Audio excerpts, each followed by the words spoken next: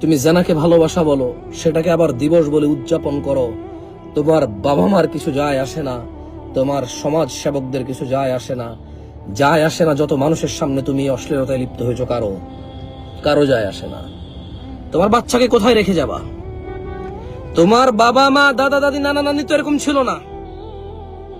ওরা চিঠি লিখতো, সর্বোচ্চ চিঠি লিখতো, চিঠি। আর তুমি রাস্তায় ছোট জামা কাপড় পরে, বোরখা না পরে, জামা কাপড় পরে, বিয়ে না করে, ফুল নিয়ে, ফল নিয়ে, হোটেলে হাত ধরে ছবি তুলে কোলাকুলি করে ফেসবুকে ছাড়ো।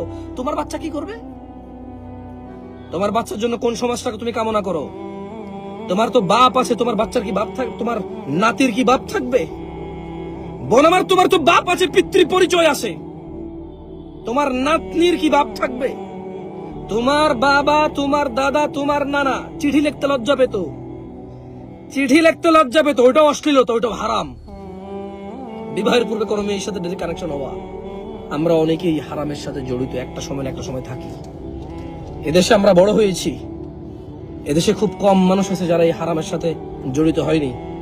তবে এদেশে যত মানুষ হারামের সাথে জড়িত হয়, এর চাইতে অনেক বেশি কম মানুষ আছে যারা এটা নিয়ে সতর্ক করবে।